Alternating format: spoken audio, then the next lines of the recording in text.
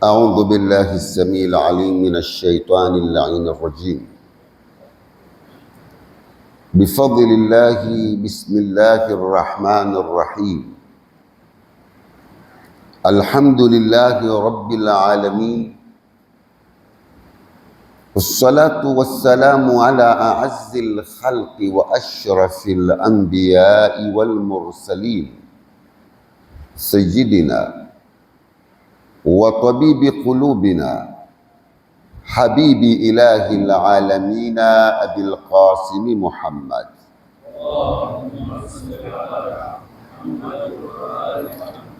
وآله الطيبين الطاهرين وأصحابه المنتجبين، وبعد.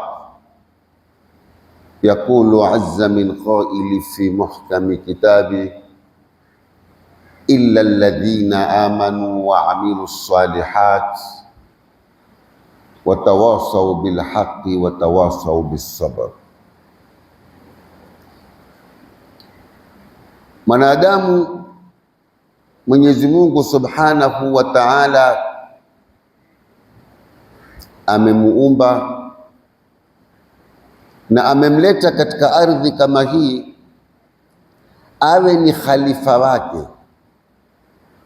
Kwa upande mmoja awe ni mwenye kuiamarisha hii ardhi, kuiimarisha, kuikuza, kuitengeza, na kwa upande mwingine awe ni mwenye kufuata mwelekeo na barabara ile ambayo kwamba atapangiwa na Mwenyezi Mungu Subhanahu wa Ta'ala. Na ndiyo maana akawa ana vitu viwili ambavyo kwamba hayawani wengine hawana. Manake mwanadamu pia katika hayawani ana khiari, ana na akili. Kwa hivyo madamu ana khiari, ana na akili, ni lazima mwanadamu huyu aitumie khiari yake na akili yake kukimbia adhabu na mateso ya Mwenyezi Mungu Subhanahu wa Ta'ala, na awe atakuwa yuwakimbilia ile neema na rehma ya Mwenyezi Mungu Subhanahu wa Ta'ala. Sasa atakapojua kuwa kila nukta inayopita umri wake wakatika, kila wakati ukienda na yeye yuwamalizika, yuwamumunyika. Ala ila Allahi tasiru lumur, vitu vote viko katika safari vaelekea kwa Mwenyezi Mungu Subhanahu wa Ta'ala. Na mwanadamu kama inavyosema suratul Asr, wal asri innal insana lafi khusr, na hapa kwa zamani, kwa wakati, kwamba mwanadamu uko kwenye hasara, kwa sababu kila nukta inayopita yuwatoka katika ulimwengu yuwaelekea katika akhira, yuwatoka katika siha na nguvu alizokuwa nazo yuwaelekea katika udhaifu na unyonge. Kwa hivyo ni lazima awe razin katika akili yake, ajue amelenga wapi na yuwaelekea wapi. Ndiyo Mwenyezi Mungu Subhanahu wa Ta'ala akasema, ambao kwamba hawakuhasirika, ambao kwamba hawakuharibikiwa ni wale ambao kwamba wameamini. Illa alladhina amanu, ila wale waumini, kisha imani yao si tu, waamilu salihati, na wakafanya mambo mazuri. Mwenyezi Mungu asema, man amila salihan, mwenye kufanya mema mazuri, min dhakarin au untha, awe ni mume au awe ni mke, wa huwa mu'min, na yeye ana imani. Awe yuwafanya mambo mazuri, lakini pamoja na mambo mazuri anayoyafanya ana na kitu kinachoitwa imani kwenye moyo wake. Mungu asema, falanuhyiyannahu hayatan tayyiba, tutamuhuisha maisha mazuri. Yani ukiwa wewe ni mu'min na una amali njema, ina maana katika kuishi kwako kwenye ulimwengu huu utaishi vizuri, utaishi kwa furaha, utaishi kwa amani, utaishi na wewe huna dhiki, kwa sababu una alaka na mafungamano na Mwenyezi Mungu Subhanahu wa Ta'ala.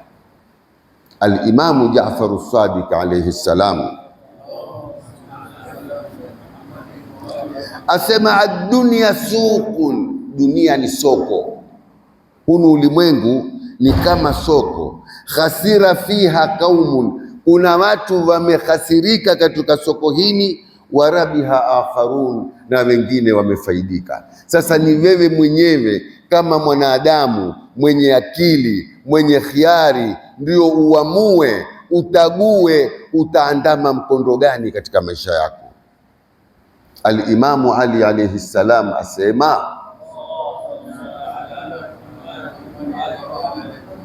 innahu laysa li anfasikum thamanun illa aljanna, hakika si lingine thamani ya pumzi zenu ni pepo. Hii pumzi unayoivuta kisha ukaitoa, thamani yake lazima upate pepo. Ikiwa utakuwa hukuipata pepo, umehasirika wewe fi dunia wal akhirah, duniani na akhira. Manake dunia ni temporary, ni maisha ya muda mfupi. Ishi wewe miaka 120, fanya hisabu kutoka ulimwengu uanze mpaka kuja wewe kumpita miaka mingapi, na utakapokufa wewe mpaka kufufuliwa mpaka kiyama kuna na miaka mingapi mbele, na yote yaitwa kidogo. Kwa hivyo thamani ya pumzi zako, thamani ya maisha yako ni iwe mwisho wako wewe utapata radhi za Mwenyezi Mungu, ustahiki kuingia katika aljanna, kuingia peponi. Illa alladhina amanu, illa wale walioamini, wa amilu salihati, na wakafanya mema, watawasau bil haq, wakausiana juu ya haki. Neno alhaq halina tafsiri kwenye lugha ya Kiswahili, kwa sababu ukilitizama katika Qur'ani limezunguka katika mambo mengi sana. Kuna mahali Mwenyezi Mungu asema dhalika bi anna Allaha huwa alhaq, hilo ni kuwa yeye Mwenyezi Mungu mwenyewe ni haki. Kwa maana alhaqu la yataaddad, haki haikubali idadi. Alhaqu la yatajazza, haki haikubali kugawanywa. Haki ni haki tu. Kwa hivyo dhalika bi anna Allaha huwa alhaq. Mara nyingine la Mwenyezi Mungu Subhanahu wa Ta'ala azungumza haki ni Bwana Mtume sallallahu alayhi wa alihi wasallam, washahidu anna ar-rasula haq, na wakashuhudia kwamba huyu Bwana Mtume naye ni haki. Wa kul jaa al-haqu wa zahaka al-batil inna al-batila kana zahuka. Qur'ani pia imeitwa al-haq.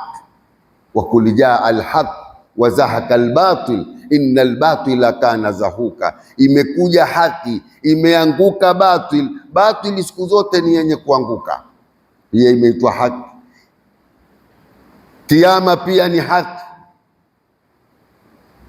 Wa anna al-jannata haq wa anna an-nara haq wa anna as-sa'ata atiyatun la raiba fiha wa anna Allaha yab'athu man fil qubur.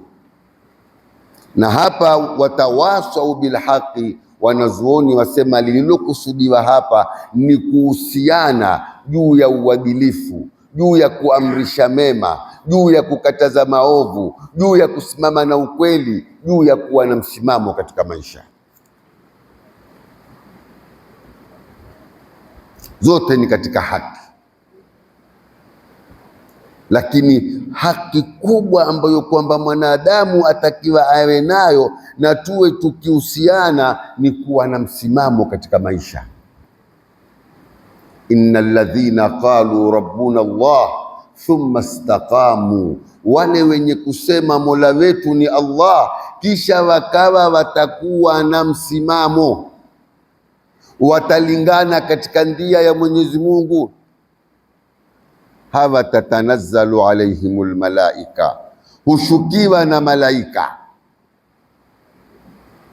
alla takhafu wala tahzanu, wale malaika wakawa wawaambia wao musiwe na hofu wala musiwe na huzuni.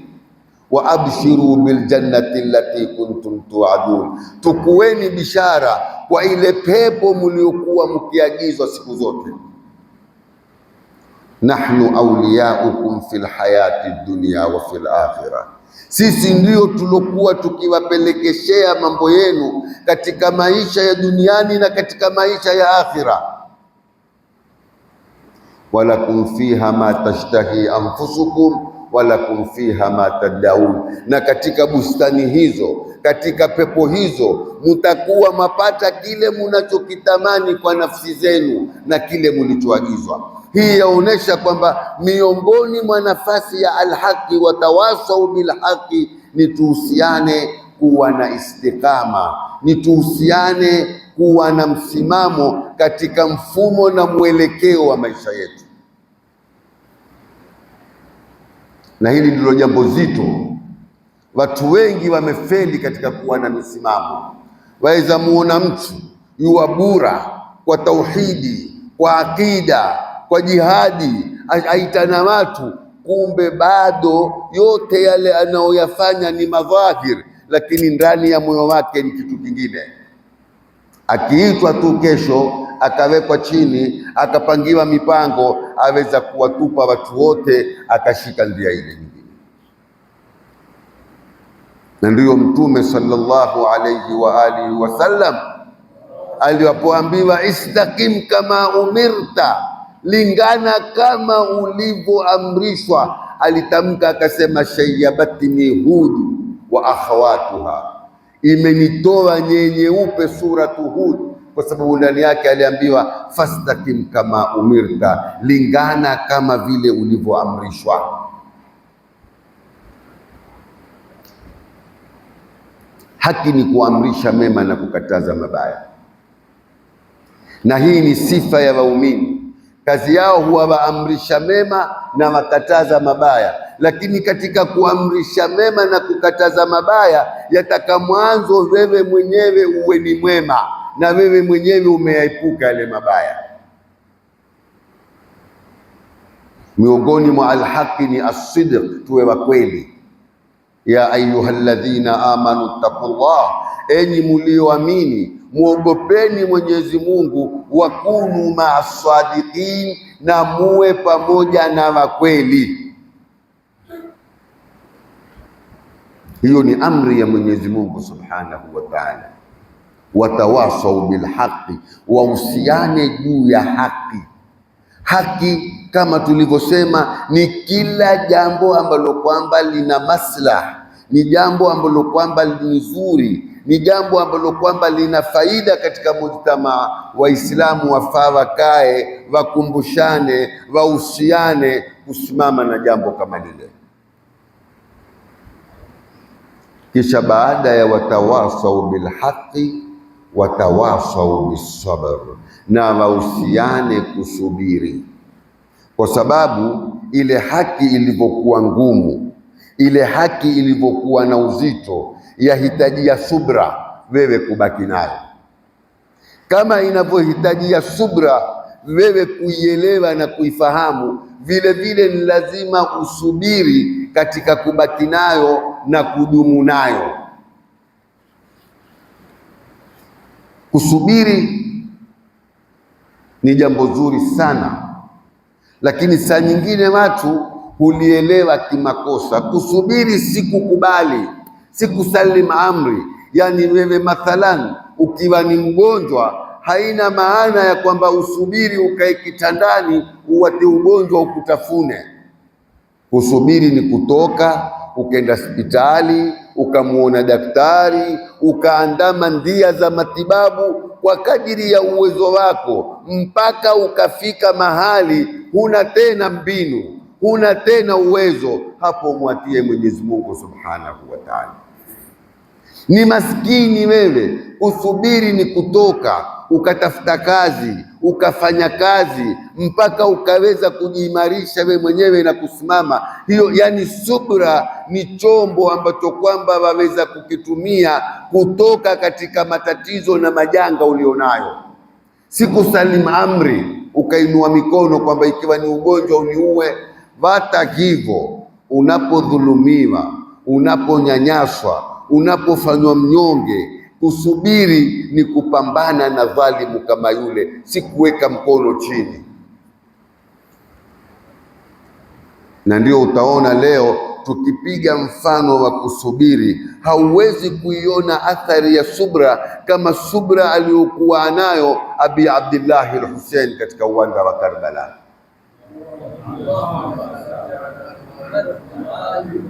Kwa wakati mmoja amuona mtoto wake yuanguka hapa, amuona dadake yuanguka hapa, amuona ndugu yake yuanguka hapa, yote yamemzunguka, mahema ya wakamoto, maji hakuna, kila mtu ana kiu, lakini yote hayo hayakumfanya asalimu amri, ambakia na msimamo wake ule ule, la utikum yata aldhalil wala aqirru ma'akum ikrar alabid, si wapi kama mnyonge, wala sikubaliani na nyinyi kama wanavyokubali watumwa na watu wa kudhalilishwa.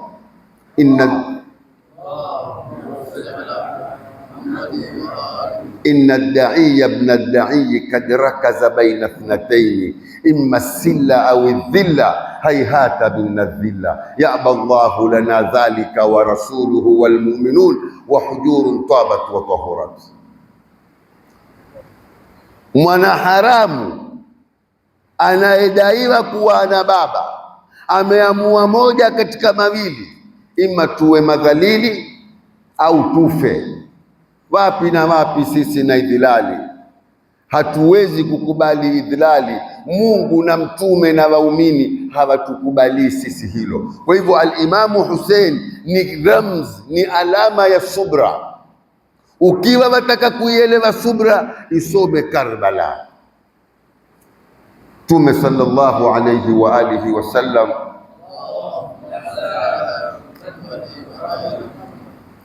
wakati mmoja alikuwa yuwatembea, akapita makaburini, akamkuta mwanamke ankaa juu ya kaburi walia sana. Mtume akajaribu kumpa nasaha na kumwambia subiri, ni mambo ya Mwenyezi Mungu. Yule mwanamke akaghadhibika, akamwambia ni vile si mwanao alokufa, huyu ni mwanangu ninayempenda. Mtume akamwacha kenda zake. Ukaja bwana pale akamwambia, wamjua yule uliomjibu hivyo? Asimjui. Nani? Kamba yule ndio huyu Mtume Muhammad sallallahu alayhi wa alihi wasallam. Yule akatoka mbio na huzuni na masikitiko, akenda kwa bwana Mtume, amwambia ya Rasulullah, nisamehe, sikujua. Mtume akamwambia inna sabra inda sadamatil ula, subra ni pale mwanzo jambo likukusibu ukasubiri, sio mwanzo ubabaike, ulie, ufadhaike, ufanye vituko, atikisha tena yamezekuwa yamekuishia, huna la kufanya, ndio usubiri. Kusubiri ni upambane. Kuna kusubiri katika kumtii Mwenyezi Mungu, kuna na kusubiri katika kuepuka maasiya na uchafu na yanayomuudhi Mwenyezi Mungu, kuna na kusubiri katika majangwa na mazito yanayowakumba walimwengu, kwa sababu kila mlimwengu awe atakavyokuwa katika ulimwengu ni lazima kuna mambo yatamkumba. Hata Ahmad Nasiri ana shairi lake yasema, kucha na kupambauka si kazi za sasa, huzinga yakizunguka malimwengu yana visa, yasopata kumshika hayawati kumgusa. Kwa hivyo kila mmoja katika ulimwengu analo jambo litampata, liwe ni kubwa au liwe ni dogo, na mwite utakavyomwita, awe ni raisi, awe ni waziri, awe ni jaji, awe ni wakili, awe ni tajiri, yoyote unayemuona ana upande wa furaha na nishati, ana na upande yuwalalamika. Chombo kinachofaa kutumika hapo ni kile kitu kinachoitwa kusubiri, na ndio tukaambiwa tuhusiane mara kwa mara, watawasau bilhaqi watawasau bisabr, wakahusiana kusimama na haki na wakahusiana ili wawe na subra. Al-Imamu Ali Zainul Abidin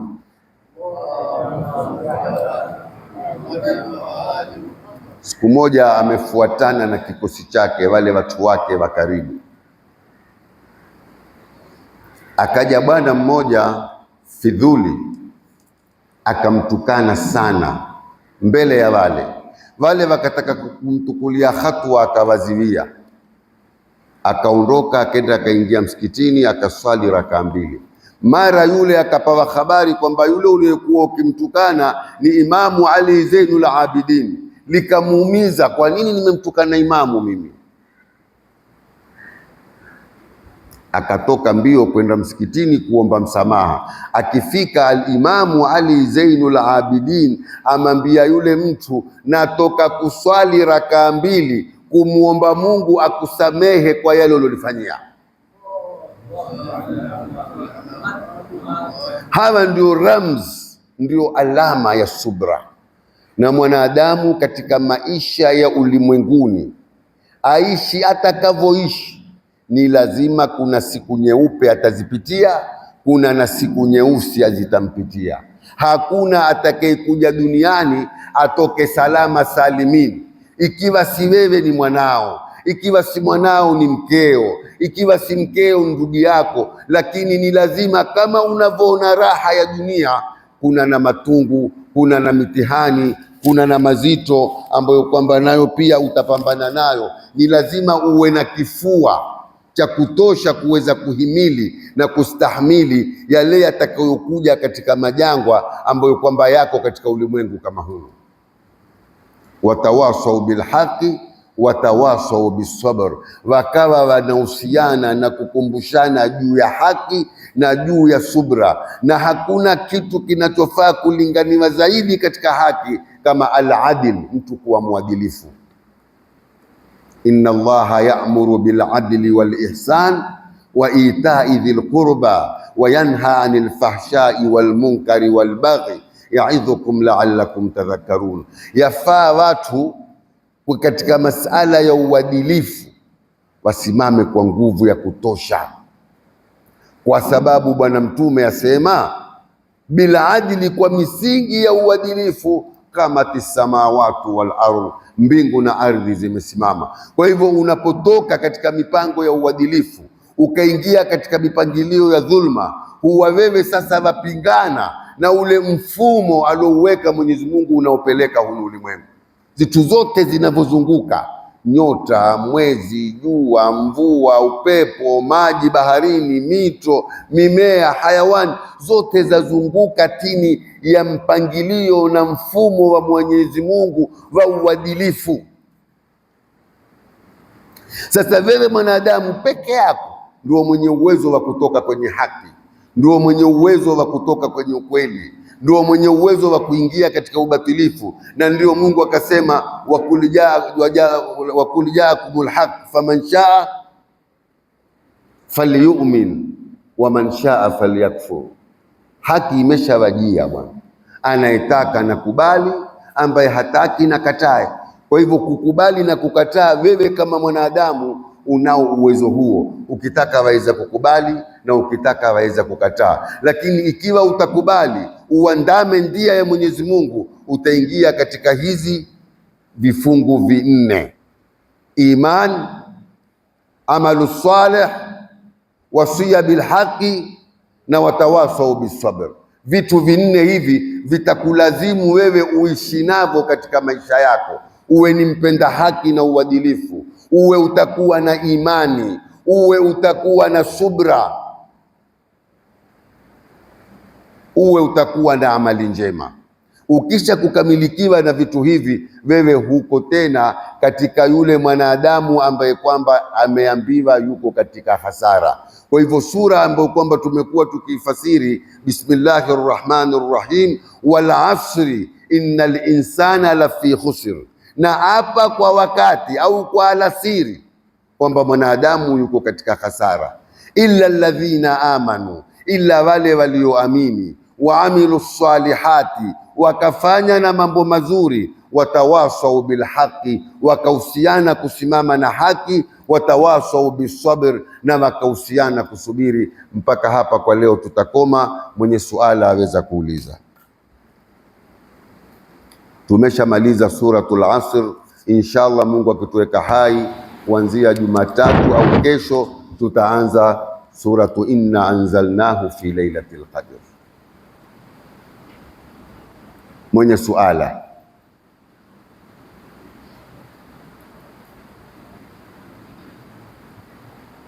Huyu. Msiogope kuuliza, wala si lazima suala liwe limeshikamana na maudhui. Hata kama una mushkili wako wa fikihi. Mimi bado swali langu liko kwenye subra.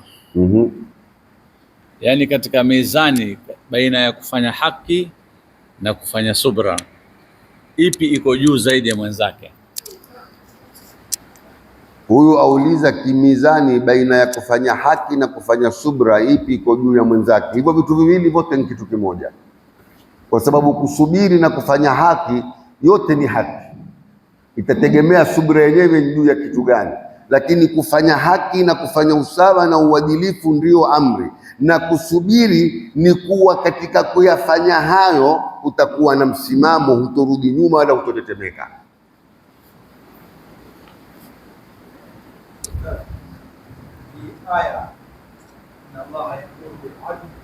Wal ihsan.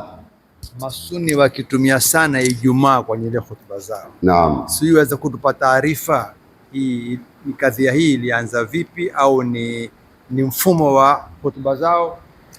Kadhia hii ya kuwekwa inna Allaha yaamuru bil adli wal ihsani katika swala ya katika hutuba za Ijumaa, hutuba ya pili hii. Kabla ya kuwekwa hii, hapa mahali alikuwa akilaaniwa al-Imamu Ali alayhi salam. Walikuwa Banu Umayya wakihutubu hutuba ya Ijumaa, katika hutuba ya pili wakifika hapa husema laanatullahi ala abi turabi, wakimlani al-Imamu Ali. Alipokuja Umar bin Abdul Aziz, ni mmoja katika makhalifa wa Bani Umayya, lakini hakuwa kama waliotangulia, alikuwa na usahali kidogo. Huyu akaona jambo la kulaaniwa Saidina Ali katika mimbar, mkwewe Mtume, shujaa, mcha Mungu, khalifa, hisi sawa. Akaiondoa akaweka inna Allaha yaamuru bil adli wal ihsani wa itai dhil qurba wa yanha anil fahshai wal munkari wal baghi yaidhukum la'allakum tadhakkarun. Baadhi ya watu wakatukua viatu wakatoka msikitini wakamwambia khalafta sunna, khalafta sunna, leo umeipinga sunna wewe. Ilikuwa sunna ni alaaniwe al-Imamu Ali. Kwa hivyo sababu ya kuwekwa hii ilikuwa ni kuondolewa ile laana iliyokuwa akilaaniwa. Amelaaniwa al-Imamu Ali takriban miaka 80 katika hutuba ya Ijumaa na hutuba zaidi.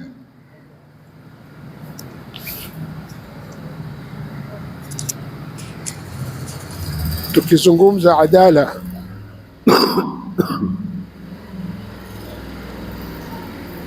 tukizungumza adala, naam, tutaiweka namna gani adala baina ya wake zetu?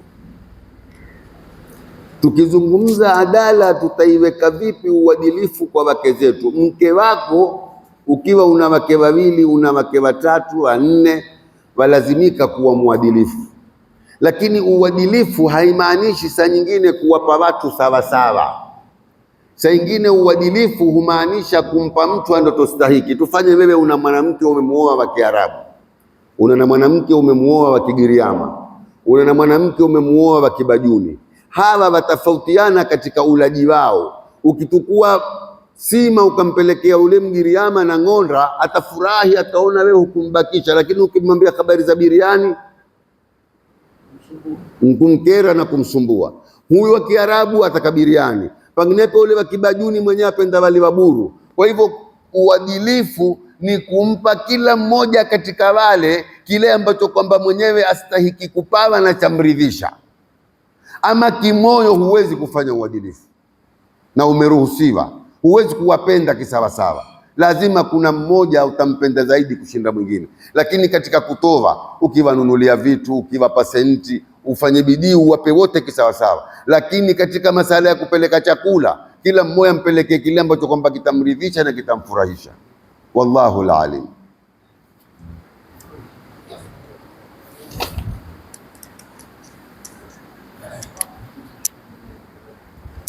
Ustadhi, ulizungumza kwamba ukija duniani sijui utapata either a white or black, a black day and a white day, kisha ukabadilisha ukasema kama hakupati wewe tampata mwanao, tampata mjukuu. Yani tamini yamaanisha kwa mimi hizo asinipate, sio akampata mwanangu, kwa hivyo mimi nitakuwa nimesurika sikupata black wala white. Sijakusikia vizuri, huyu sema hapa. Hebu tulia habibi, hebu ndo mbele nikusikie vizuri.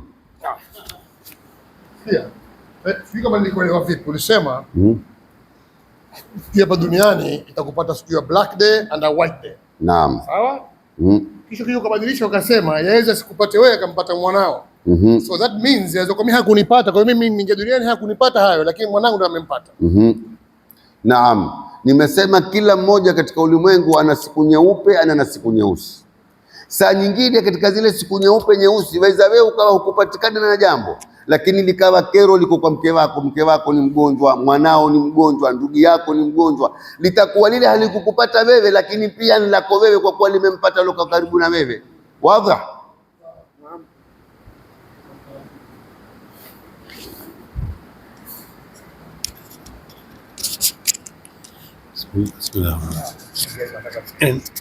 Nasema katika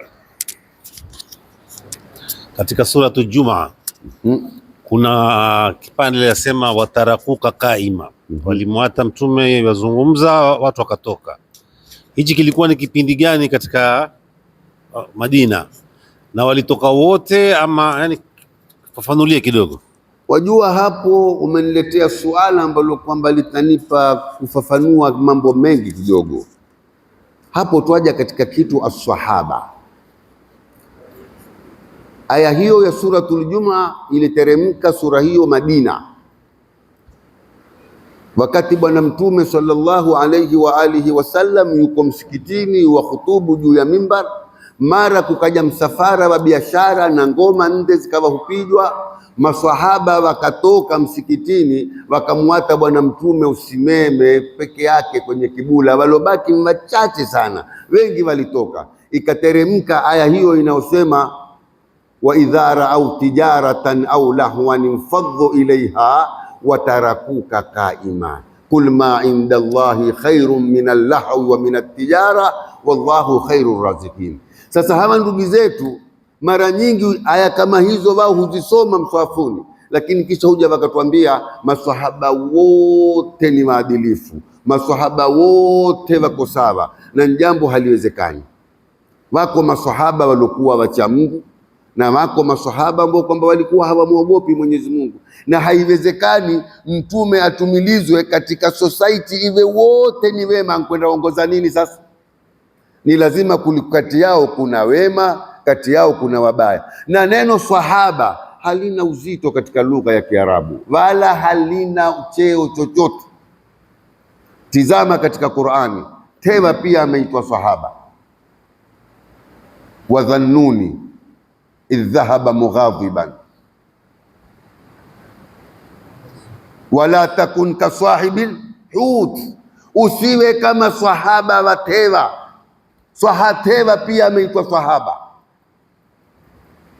Nabii Allah Yusuf alipokuwa jela akizungumza na wale ambao kwamba ni mushrikina, asema ya sahiba yisijin, enyi maswahaba zangu wawili tulioko jela pamoja, arbabun mutafarriquna khairun amillahu alwahid alqahar, miungu mingi mnaomiabudu ni bora ama Mungu mmoja? Ametumia neno sahaba.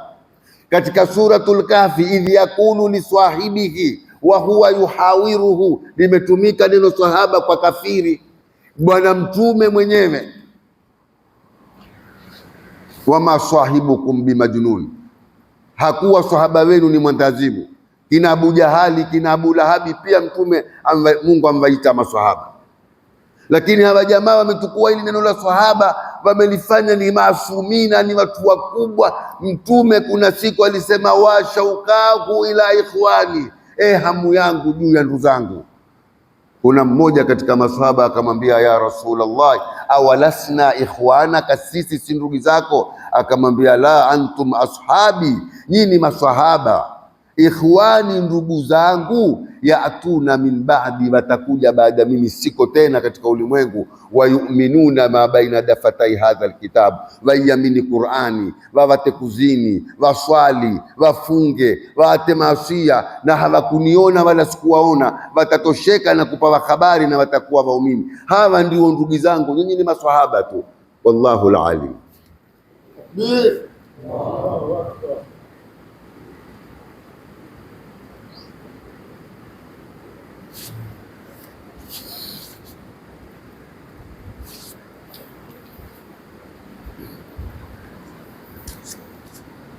Ustadhi, katika darsa zetu za nyuma ulizungumza kwamba mumin amebeba mambo matano: at-tauhid, nubuwa, al-imama, al-adlu wal-maad.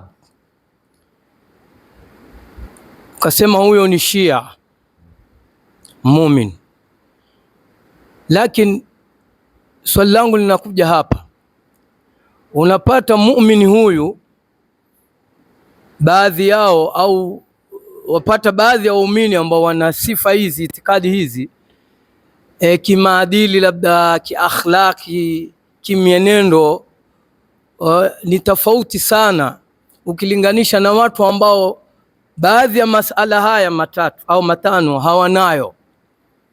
Kwa mfano, unaweza kumpata mtu ni Shia na labda umuulize masala haya hayakubali yote, lakini uaminifu haupo na mengineo ambayo labda ni katika munkarati na maasiya. Na ukimpata mwingine ni Sunni, haya pengine hayakubali ila yale matatu ambayo uliashiria wewe, na ukamkuta kwenye uaminifu, ukweli wa hakadha. Hebu ustadhi, tufafanulie hapa, labda kuna mizani gani inshallah? Hapo mizani yake ni fupi. Wako Wakristo, wako Mayahudi, wana tabia mzuri, ni makarimu, wana huruma, wana maneno mazuri, na ni Mayahudi na ni Makristo, wako mpaka mabaniani. Lakini huo uzuri huo walionao hautowaokoa, kwa sababu hawana imani ambayo kwamba Mungu atakawe nayo. Kwa hivyo, na yule ambaye kwamba ni Mshia ana tabia mbovu, lakini ana itikadi hizo tano, bado hizo itikadi anazo tu kama lakatul lisan, ni maneno tu, haijashuka kwenye moyo kikweli. Ikishuka kwenye moyo kikweli, ni lazima na tabia ziwe mzuri.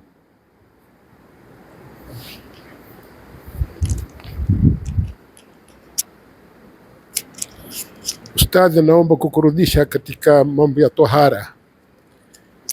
Jana au yuzi tulikizungumza, ukataya habari ya kwamba wengine wako katika amari kubwa sana, fog 70, fog 60, fog kadha, lakini hawaisi kuoga janaba. Naam, naomba uliswarihishe namna ya kuoga janaba, kwa sababu pengine katika sisi kuna waliokuwa waoga makosa au hawaelewi kabisa. Naam, namna ya kuoga janaba. Kuoga janaba kuna namna mbili. Namna ya kwanza yatakana ukojowe, ni istibrai. Ukiwa umekojoa itakuwa habari za manii kutoka tena hakuna. Hata kikatoka kitu baada ya kuwa wewe umekojoa, hakitahukumiwa ni janaba wala ni manii. Hilo la kwanza. Kisha unapoingia choni kuoga, kinachotakikana kwanza ni nia. Aghtasilu qurbatan ila Allah ta'ala, naoga janaba kujikurubisha kwa Mwenyezi Mungu. Aghtasilu qurbatan ila Allah ta'ala, mimi naoga kujikurubisha na Mwenyezi Mungu, na ushatia nia kwenye moyo wako kwamba waoga janaba. Ukisha kutia nia waoga janaba kwenye moyo wako, utajitia maji kwenye kitwa mpaka kwenye kona hizi zote zinge maji, kipande hiki mara ya kwanza. Kisha utaosha upande wa kulia na tupu yako uitie. Kisha utaosha upande wa kushoto na tupu yako pia iingie, na uhakikishe maji yamefika kila mahali. Hii ni sampuli ya kwanza. Sampuli ya pili, utaosha koo, kitwa na koo mpaka michulinga hii. Kisha baada ya hapo utaeneza mwili mzima kwa maji bila kuandama taratibu ya upande wa kulia na upande wa kushoto, na zote zafaa. Lakini ni muhimu mwanzo ukojoe kama istibrai ya kuwa mambo ya manii yamekwisha, kisha utatia nia, kisha utaoga. Imeeleweka? Umefahamu ndugu zangu namna kuoga janaba? Mwanzo ni kitwa na koo, kisha ni upande wa kulia na tupu ingie, kisha ni upande wa kushoto na tupu yako ingie, na maji yawe ni ya halali, na pale unapooga pawe mahali pa halali mpako, ama mwenyewe amekupa ruhusa uoge. Haya, wallahu alalim.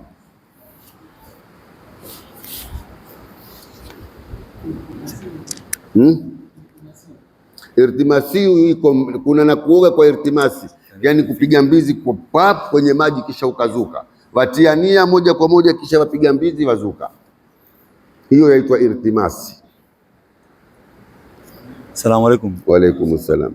Swali langu ni kuna tofautiana kwenye kuswali baina ya mashia na masuni. What? Kwenye kuswali kuna kutofautiana, yani hii ikhtilafu ya kutofautiana ilikuja wakati gani, na mbona kuna hiyo baina hizi mbili yani haiko? Huyo aeleza kwamba kuna tofauti ya kuswali baina ya masuni na mashia, ilikuja wakati gani? Tofauti ya masuni na mashia kuswali ilikuja hata kabla ya kuja maimamu wanne hawa, kina Abu Hanifa na kina Imamu Shafi na kina Imam Malik na kina Ahmad bin Hanbal. Kuna tofauti ilianza kutokea wakati wa maswahaba. Abi Dardai katika Sunanul Baihaqi alikwenda msikitini, akirudi akawa yua nuna. Mke wake akamwambia, unani ya Abi Dardai? Akamwambia, natoka msikitini wallahi kuswali, ghayaru ma ghayaru, kuna mambo waiyabadilisha. Mtume ule mke wake akamwambia, hata swala pia imbadilisha? Akamwambia, wallahi ghayaru fiha ma ghayaru, hata katika swala pia wambadilisha baadhi ya mambo. Kwa hivyo utofauti ilianza kutoka nyuma huko, kisha kukaja wakati ambao kwamba watu wako katika wilaya waliokuwa wakiswali kama madhhabu ya Ahlul Bait wamezopokea kutoka kwa Imam Jafaru Sadiq. Imam Jafaru Sadiq atoka kwa Muhammadul Baqir mpaka kwa Mtume mpaka kwa Jibrili. Kisha kukaja na haya madhehebu ambao kwamba yalijengwa na dola ya Banu Umayya na Bani Abbas. Haya nayo pia yakatofautiana, hayakuweza kuwa kitu kimoja. Leo wewe utashangaa, Mtume answali miaka nenda miaka rudi, mpaka leo jamaa hawajui mikono alifunga vipi. Wengine ufunga hapa, wengine ushika hivi, wengine ushika hivi, na ni jambo lilikuwa likifanywa wazi na Mtume na maswahaba.